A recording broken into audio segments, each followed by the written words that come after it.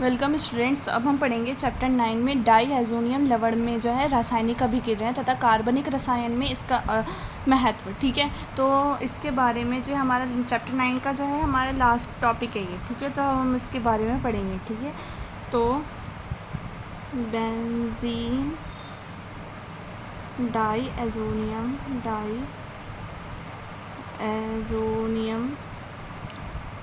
Chloride C6H5 N2 plus Cl minus. ठीक है, सबसे प्रमुख डाईओजोनियम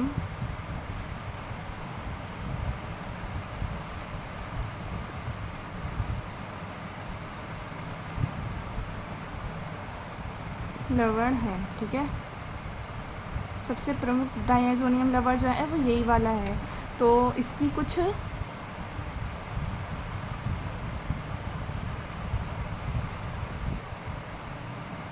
विशेष रासायनिक अभिक्रियाएं हैं। ठीक है, तो सबसे पहले हम पढ़ेंगे सैंडमायर अभिक्रिया। ठीक है, सैंडमायर अभिक्रिया।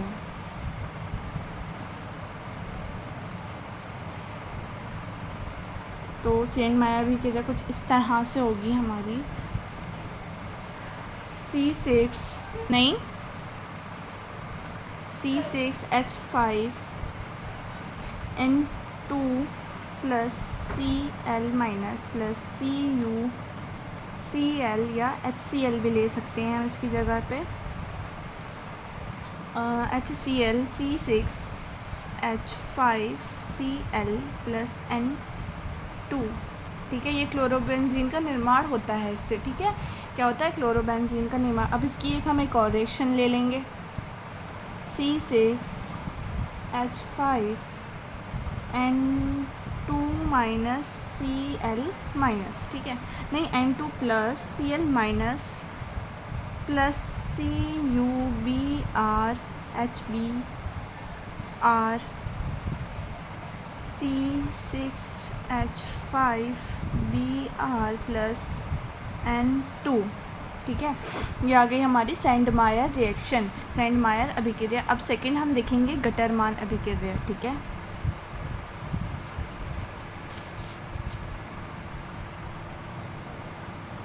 गटरमान अभिक्रिया। ठीक है, तो इसमें क्या आएगा? C6H5 N2 plus Cl minus plus Cu या HCl प्लस HCN। जब इसकी रिएक्शन कराएंगे तो C6H5Cn प्लस N2। ठीक है, ये आ गई हमारी गटरमान रिएक्शन। अब हम देखेंगे फिनॉल का निर्माण। 3 में फिनॉल का निर्माण।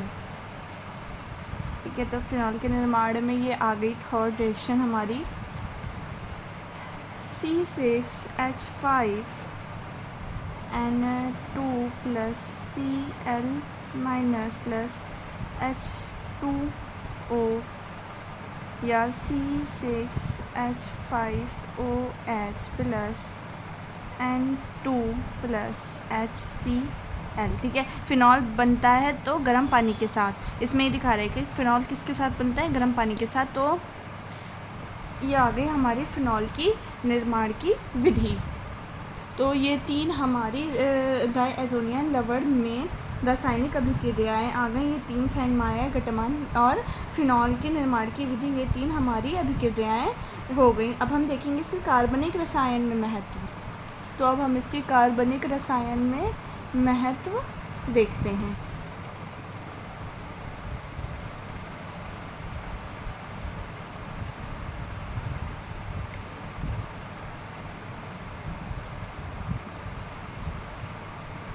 ठीक है, तो फर्स्ट हो गई हमारी एरोमेटिक यौगिकों का पर्यावरण। ठीक है, सॉरी, परिवर्तन, एरोमेटिक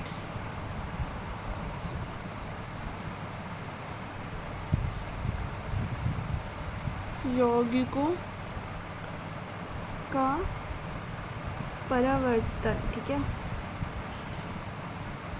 परिवर्तन में इसमें क्या पढ़ेंगे कि डायज़ोनियम लवण का जो माध्यम से एरोमेटिक एमाइन से अनेक प्रकार के जो है यौगिक बनाए जा सकते हैं। किसके? डायज़ोनियम लवण के माध्यम से हैं हमारे एरोमेटिक एमाइन से जो है कई प्रकार के जो है यौगिक बनाए जा सकते हैं, ठीक है। जैसे फिनॉल, हेलोजन, डेरिवेटिव्स, नाइट्रल्स, ठीक है, इस तरीके से हम बना सकते हैं। तो हम लिखेंगे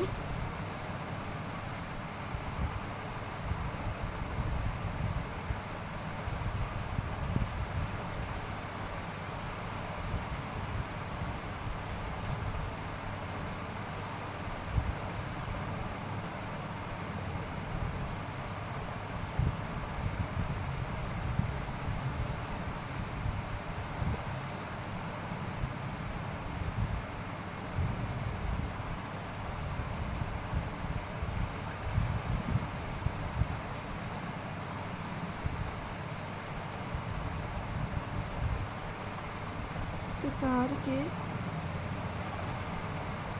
यौगिक बनाए जा सकते हैं, ठीक है।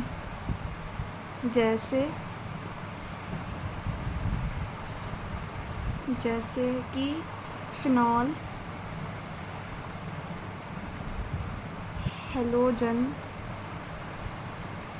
ठीक है, और डेरिवेटिव्स, नाइट्रल्स एट्सेट्रा। बस हम ये दो ले लेंगे। अब हम देखेंगे एज़ोरैगॉन का निर्माण कपलिंग क्रिया द्वारा, ठीक है। तो सेकेंड हम देखेंगे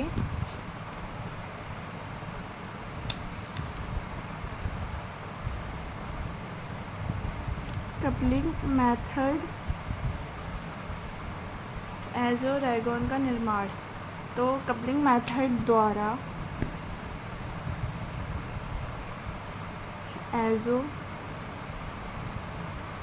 डाइज का निर्माण होता है,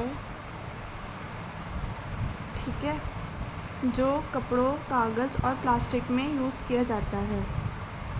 जो कपड़ों, कागज़ और प्लास्टिक में प्रयोग किया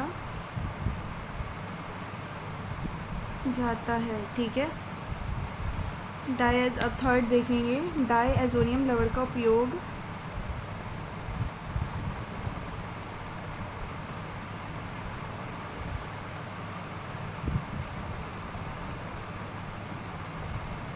डायज़ोनियम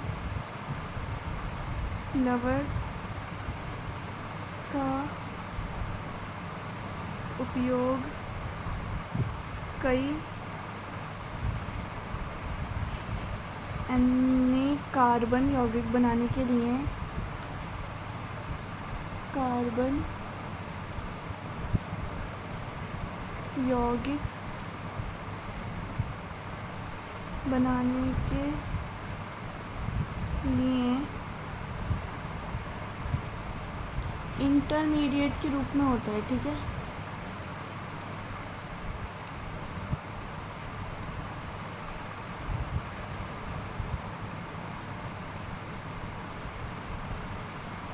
अब हम देखेंगे कि माइल्ड कंडीशंस में N2 गैस का रूप में लीविंग ग्रुप क्या होता है, ठीक है।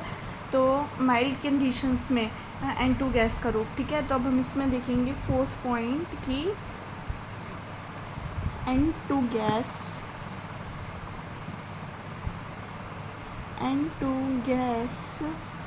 आसानी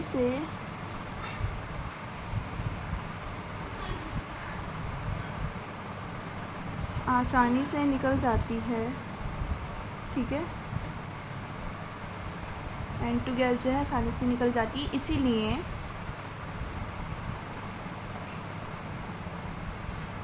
ये रिएक्शन रिएक्शंस सॉफ्ट और क्लीन, सॉफ्ट और क्लीन होती हैं, ठीक है। एन टू गैस जो है आसानी से निकल जाती है, इसलिए जो इसमें रायोजेनियम लेवल की जो रिएक्शंस होती हैं वो सॉफ्ट होती हैं और बहुत क्लीन होती हैं, ठीक है। तो ये हमारा जो चैप्टर है एमीन्स का वो कंप्लीट हो गया, चैप्टर 9।